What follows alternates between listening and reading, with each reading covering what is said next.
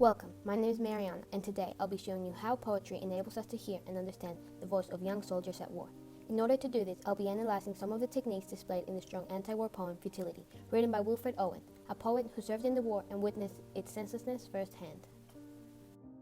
This poem offers a strong voice that expresses the pointlessness of war and highlights the devastating impact it has on a young soldier's life. This is portrayed through the use of metaphors in the line, "At home, whispering of fields half sown."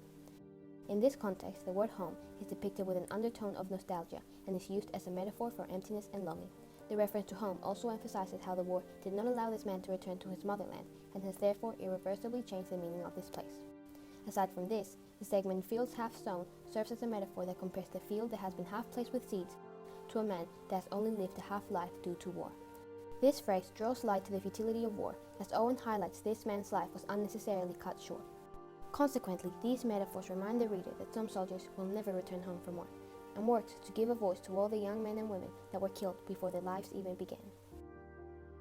Additionally, Owen uses the speaker's voice in this poem to illustrate the futility of war and highlight the soldier's perspective before and after traumatic experiences. This mindset shift is clearly displayed through the use of juxtaposition in the second line, "Gently its touch roused him once," and the 13th line, "All what made radius sunbeams toil."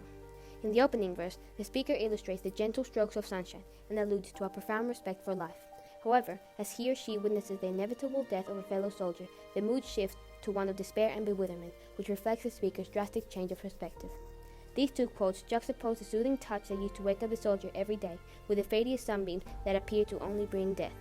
This extreme comparison forces the protagonist to question the entire purpose of existence and come to the conclusion that life is futile if it is simply stripped away from the individual. This strong voice also encourages the reader to evaluate their own views on war and assess whether they believe it is useful and pertinent or not. Apart from this, Owen utilizes a pair-rhyme scheme to draw attention to the disruptive nature of war. This is seen throughout the whole poem, with words such as sun and half sown, or stir and star, which all share a final consonant but have a different stressed vowel sound.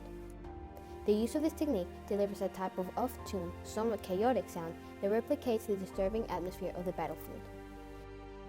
In contrast to the flawless rhymes, these pair schemes evoke a feeling of imperfection and ambiguity and suggest that something is not quite right, just as the waste of life is not right. However, Owen does utilize two perfect rhymes at the end of each stanza, with snow and no in the first one and tall and all in the second one. This deviation makes it appear as though the poem is implying that there is always a speck of certainty between times of uncertainty, whether it's certainty in the kind old sun or certainty in the futility of life. In conclusion, Owen successfully utilizes several language devices to echo the voice of young soldiers at war that were not able to share their own views on this matter. This poem highlights how unnecessary war is and that human life is only futile if others make the choice of carelessly ending it.